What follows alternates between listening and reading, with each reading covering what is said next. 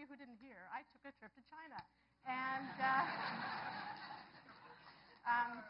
it was a great trip, and I traveled to the south of the country, where I visited rice terraces that were more than 1,000 years old. And people are still farming these rice terraces. And in China, you're constantly reminded that this place is a very old place and that people have been living here for a very long time. And I was surprised, but this feeling snuck up on me, and I really gained an appreciation for the time we humans have been living on this planet. And to survive over this long period of time, we've had to strike a balance with nature.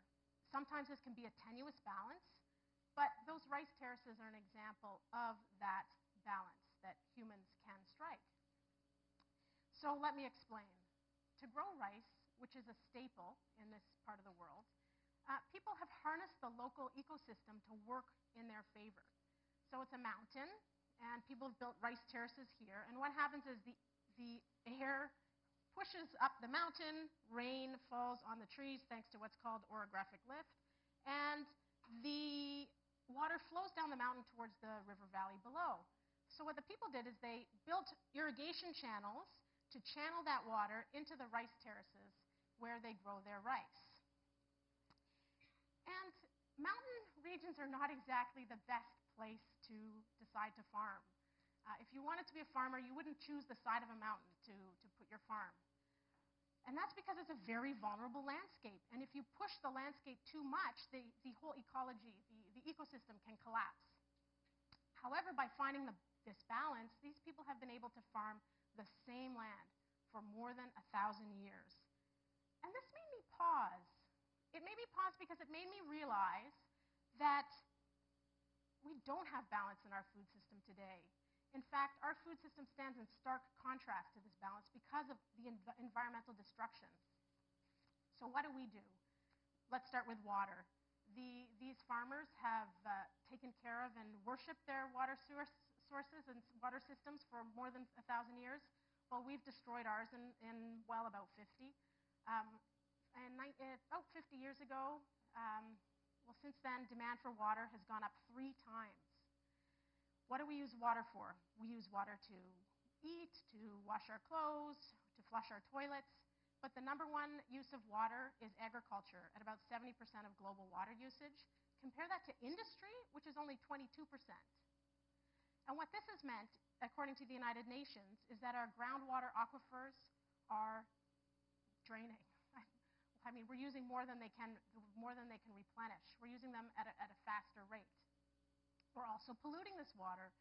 We are polluting our water systems with the chemical pesticides and fertilizers that we use to grow our food in the vast monocultures of the industrial food system.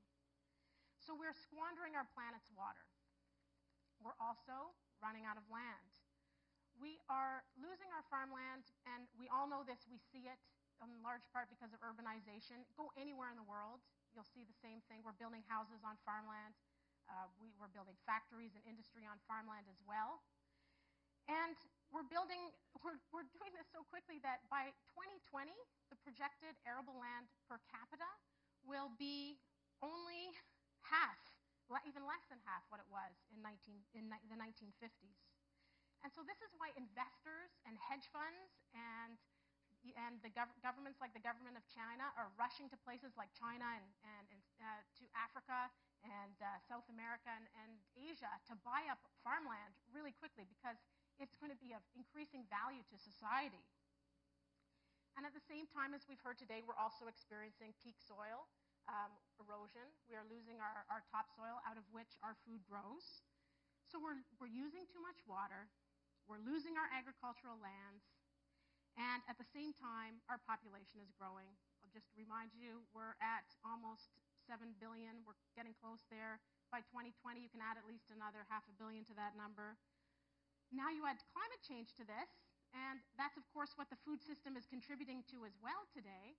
In fact, the United Nations Food and Agriculture Organization estimates that the livestock industry alone represents about 18% of our greenhouse gas emissions. Food as a whole represents 30%. And that's because we're a fossil fuel-based fuel system. So what we're doing is we're using ancient solar energy that's been trapped for thousands of years, and we're using this to irrigate our fields, power our irrigation systems. We're using it to refrigerate, to transport our food across great distances, and also that we can have raspberries for breakfast in February. Okay, I exaggerate, but that's what we're doing. And climate change will make it increasingly difficult for people to grow food. Already this summer, we've seen the impact of extreme weather on food production. In Russia, the droughts wiped out the wheat crop there. Russia is in the top 5 grain producers in the world. In Pakistan, same summer, floods knocked out the wheat crop there. Pakistan is in the top 10 wheat producers in the world. In Canada this past year, in the spring, there were extensive rains, and this meant that many farmers were unable to sow their crops. We're number 3 in the grain producers. So the way we eat is not sustainable, and it simply will not be possible for our children and our children's children to eat the same way that we do. And that means we are facing a global food crisis. Well, the theme of the evening today is Vision 2020, and if we keep on the same path, 2020 is not looking very good. By 2020, farmers will have to produce more food with less water on less land. But I do have some hope, and that is because there is a movement of people around the world who are working today to build a sustainable food system for tomorrow. There are right now people who are trying to avert this crisis and to create a new way of producing our food. They represent all sectors of society. They are farmers, they're policymakers, they're scientists, they're people like you, and they're working to create something better. Here in Canada, we call it the local food movement often. Around the world, it takes many different shapes. There's Via Campesina, that's a global peasant movement, and the organization advocates for small-scale, family-based, sustainable farming and regional local systems as opposed to corporate long-distance ones. There's Slow Food, as we've heard about tonight. Well, Slow Food advocates for preserving food traditions all the way from farm to fork. And Slow Food did start in Europe, but it has spread around the world, and there are chapters all over in countries in Africa and Asia, South America. So there's also a ton of work being done by scientists on university campuses, in NGOs, and they're trying to build an infrastructure to create knowledge and a new way to support a new system so we can feed us all. And the goal is sustainable agriculture that is rooted in the local. So this does not mean an end to international trade. It does not mean that all of us here in Canada will have to eat rutabagas for only 10 months of the year. And it doesn't mean that we should all become subsistence farmers. But what it does mean is a food system that balances economic development with innovation and social equity. It's a food system that depends on our technological advances, our science, and it also depends on our traditional knowledge. And that's the knowledge that generation after generation after generation of farmer has collected about growing food. But whenever anyone talks about shifting away from industrial agriculture, there's always a rumble. And that's the rumble of the backlash. And a question that is asked of the global sustainable food movement often is, don't we need industrial agriculture to feed this world, to meet these challenges that we've been talking about today? Well, the industrial food system and all of its technology and all of its innovation has improved the quality of life, particularly for us, for we Canadians.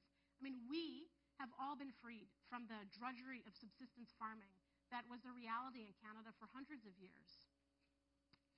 And the high yields of the Green Revolution have meant that we can produce more food. We have produced more food than any humans have ever done before.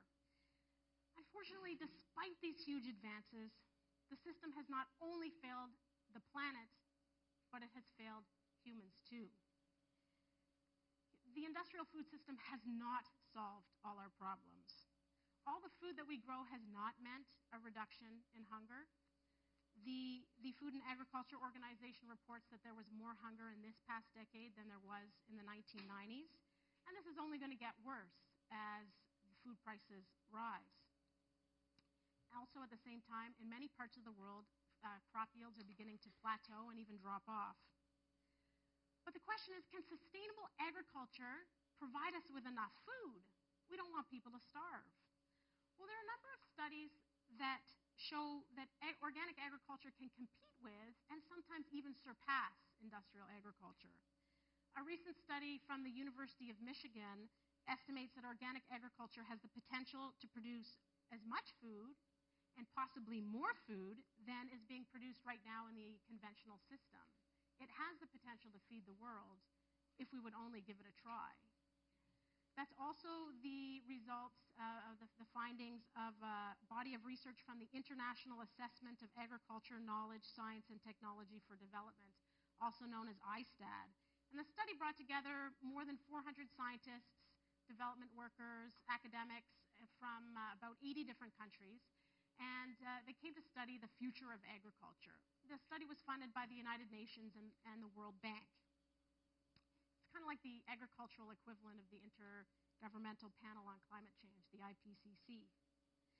And their conclusion was that our reliance on industrial agriculture is risky and unsustainable. And they identified small-scale sustainable agriculture as the way to feed the global population in the future. So this doesn't mean subsistence farming. I want to underline that. It does not mean subsistence farming. What it means are family-sized, mid-sized farms. What often is called in the United States agriculture of the middle could be a 1,000-acre farm. Human-scale agriculture. And we have no choice because it's for our own survival, and it's for the survival of future generations as well. So I thought I would end my talk on a hopeful note. There are people around the world, part of this global movement, creating this alternative. And there are lots of people in Canada, too, who are working towards a new future. And there's a story from my book, Locavore, that I keep telling. And I keep telling it because it is so uplifting, and it provides hope. And so I'm going to tell it tonight. There are a group of farmers who farm the area north of, farming area north of Moncton. And they used to grow Brussels sprouts for processing. So their Brussels sprouts would be packaged, frozen, and shipped around the world. And one day, the company that packaged those Brussels sprouts said, hey, we can get Brussels sprouts somewhere else cheaper. So we don't want your Brussels sprouts anymore. Well, the farmers didn't know what to do. So they tried selling their vegetables to the supermarkets, but that didn't really work out because the supermarkets were selling their stuff we're getting stuff from Mexico and California. So the farmers were desperate. They were going out of business. They were losing their farms. They didn't know what to do. And then one day, out of desperation, they had an idea. They said, okay, let's set up a network of farm stands. So I'll sell her apples. She'll sell my carrots. I'll sell his potatoes, etc. So the people in the community, they loved it.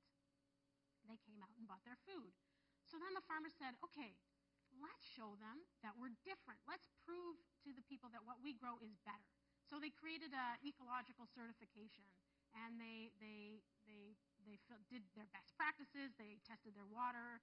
They made sure that they were growing their food as ecologically as possible, and they gave themselves the écologique stamp. Well, the people liked that too. So then there was the opportunity to open a farmer's market in Dieppe. Now, Dieppe is a town outside of Moncton, and right downtown where they opened the farmer's market, there are 3 big box supermarkets. On the first day of market, 10,000 people came to buy food from the farmers.